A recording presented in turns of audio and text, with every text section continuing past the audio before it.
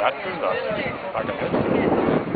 And just the idea that at such an early stage in the 1860s, he was doing solidarity marches in Skibbereen with uprisings against monarchies in Poland. I mean, I find that sort of, he had a kind of internationalist sense. Well, I mean, Irish republicanism is essentially internationalist. It came from the French Revolution. It was hugely influenced by the American Revolution, and it was essentially an international movement of its time. And these were the advanced thinkers, the advanced progressive thinkers who railed against elites and golden circles and monarchies. You know, because the essence of republicanism is that you're a citizen, you're not a subject. It's just by virtue of being born, you're a citizen. So that's where they start, from that very, very core foundation stone, and clearly he lived that. It wasn't a matter of simply articulating that, he lived that.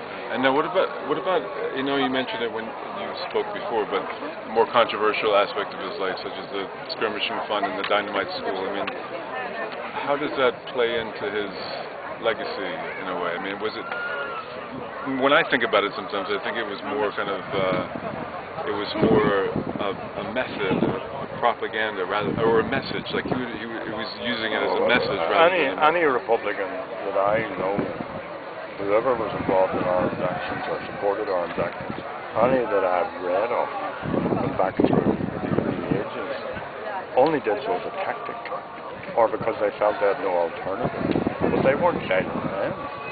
You know, they wanted a better place for their children, for their neighbours, for their grandchildren, for, you know. I mean, why did you end up being born in America? He was exiled. So what, you know, why people from America often have said to me, what do you want? I said, we want the same opportunities. That's what we want. So these weren't violent men.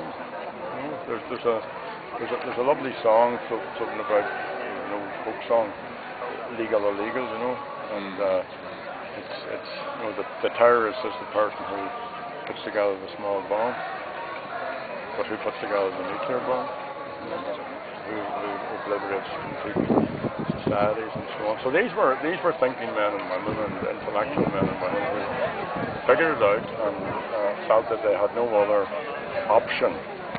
And incidentally, if there was another option, then it's up for the great and the good to prove that. If you can lock a person away for life, for conspiracy, and then try to break his spirit, which they failed. I mean, he was a feisty man as a young man, but that continued through to his right up until his very death. That he continued to be totally connected into Ireland and the cause of justice and equality. Sure. I mean, I know his story. You know, when he was in prison, he really, I think, made a kind of long tactical decision, you know, to take more punishment to kind of manifest the hypocrisy of the British at that time. Right? I mean, he threw the chamber pot at the governor, knowing that he was going to get punished, but possibly knowing that message would get out that he was being tortured. Well, I read, I just forget who wrote it just recently, that they described him as that type of Irishman who couldn't do nothing.